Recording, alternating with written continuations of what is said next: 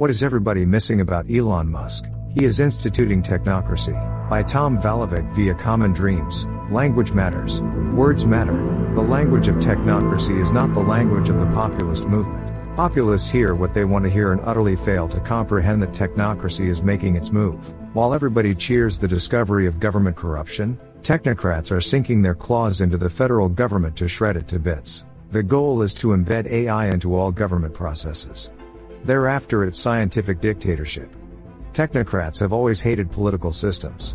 In the 1930s and 1940s, elected politicians were banned from joining the organization. Technocracy Incorporated. Yes, really. When AI gets so smart that nobody can refute it, it will gain godlike powers over humanity. Thereafter, anything that AI says, goes. Is this the future you want? Patrick Wood, editor. What Musk is doing is tantamount to hacking the inner core of the federal government and the public trust, a blatant coup and power grab for technocratic ends. It's hard to see articles about the move fast and break things approach of the Trump administration without also hearing about the hovering presence the world's richest man, technocrat extraordinaire Elon Musk. The mainstream media likes to describe Musk primarily as an oligarch. His involvement, which now includes having a desk in the White House, is a rather alarming event and something hardly anyone expected. Unfortunately, most media reports are lacking an important perspective about this unexpected bestowal of political power to him and other technocratic oligarchs. Is this a deliberate omission, or do many media outlets simply have blinders on because, in their perception, big tech is now fundamental to Wall Street's economy and national security? Musk is a true technocrat and represents the forefront of a new technocratic form of government that we are hurtling toward at light speed.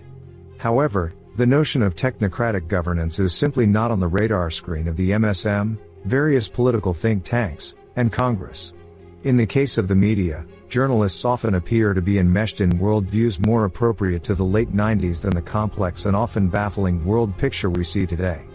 Many articles about Musk focus on such issues as the legality of the Department of Government Efficiency, DOGE, and the serious conflicts of interest that exist. Then, of course, there's the sheer insanity of handing over the keys to the kingdom to a small group of computer tech brothers inexperienced in matters of state who appear to have not been properly vetted or advised of existing privacy law and national security protocols. The idea that these individuals now have access to troves of the personal data of U.S. citizens is simply beyond comprehension. Still, while these are legitimate concerns, the larger implications for technocratic management are getting bypassed. The first step toward counteracting these trends would be to better educate both Congress and the public about the still poorly understood dangers of a technocratic state which heralds further fusion of corporate and government power. The advent of the technocratic state poses a clear and present threat to democratic norms. But in the early days of his presidency, Donald Trump has opened the door wide open to its instantiation, first with the public announcement of a $500 billion joint AI development effort with Oracle CEO Larry Ellison and AI frontman Sam Altman accompanying him on stage. I've written previously about the lack of technological sophistication possessed by the average member of Congress and how this is a deep concern. This knowledge gap creates a power vacuum that's being fully taken advantage of by wealthy and powerful unelected technocrats who are at the forefront of accelerationist-style AI development. A runaway freight train. Is there anything that can stop this runaway freight train from running over the needs and rights of the public and constitutional norms? We're all now highly dependent on phones and computing devices to carry out even the simplest of tasks in the course of everyday life. This life-limiting technological dependency represents a fundamental means of shifting power and control to elites who have the tech-based sophistication and infrastructure to leverage that control for their own advantage, facilitating a behind-the-scenes transfer of money and power up the food chain. To think that Musk is motivated to help out with this internal nation building would be naive. As Anna Weiner wrote in a recent New Yorker article, tech executives see an opportunity to shape the world in their image. Musk became the world's richest individual only through a laser-like focus on self-interest and various questionable vanity projects. What's also concerning is that this power shift toward a technocratic state is happening merely in the first few months of Trump's presidency. Was this the president's Reagan-esque answer to making things more affordable, or is it a cynical bypass of those campaign promises? I'm not going to say that AI isn't interesting and doesn't have as great potential for positive change, as do many digital technologies. In theory at least. But we've already squandered opportunities to shape the internet as a force for social good, with big tech moving to hijack its capabilities for marketing, advertising, social control, and even psychological manipulation. It's more than a small concern that AI will follow a similar trajectory. Have we seen many announcements to date where AI will be used to solve global macro problems such as the climate crisis, wealth inequality, poverty, or automation's negative effects on job markets? More likely, it will only exacerbate these problems. For example, AI's insatiable need for electric power has been a key factor in the triumphant rebranding of nuclear power as a green technology.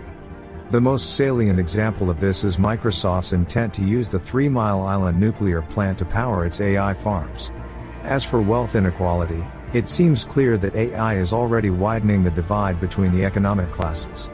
And, domestically and no doubt also in China and Russia, one of the most prominent uses of AI has been to provide new capabilities for drone attacks and nuclear warfare. Onward into the fog. The first step toward counteracting these trends would be to better educate both Congress and the public about the still poorly understood dangers of a technocratic state which heralds further fusion of corporate and government power, historically, a hallmark of authoritarianism. In a way, this is a nonpartisan issue because Democrats have made their own contribution to cozying up to big tech's plans for our future over the years. One possible small step might be for Congress to refund the Office of Technology Assessment. While this is hardly a panacea, providing more tech-savvy advice to Congress would be a move in the right direction and might serve to balance the advisory data provided to the White House by the Office of Science and Technology Policy, OSTP. We have yet to hear of anyone in Congress, Democrat or Republican, stepping up to warn about the dangers of technocracy, not just as a political phenomenon but also as a social and quality of life issue. Most likely, both high-profile media outlets and Congress are sidestepping this issue with a kind of strategic incompetence in order to support the powerful economic interests represented by their big tech donors. It's time to sound the alarm. What Musk is doing is tantamount to hacking the inner core of the federal government and the public trust, a blatant coup and power grab for technocratic ends. Yes, there is a definite case to be made for rooting out government waste, abuse, and corruption. But there's a better and more measured way to proceed. Finally, it's worth asking if Donald Trump fully understands the constitutional implications of opening this Pandora's box. In terms of existing guardrails, he either turned Musk loose knowingly or unknowingly. But it doesn't matter, both scenarios are equally troubling. Regardless of the outcome of pending and future court cases, we should all be forewarned that 2025 is rapidly shaping up to be the year we lost our civil liberties and protections, and our country as we know it, to AI and the technocrat in chief, Elon Musk.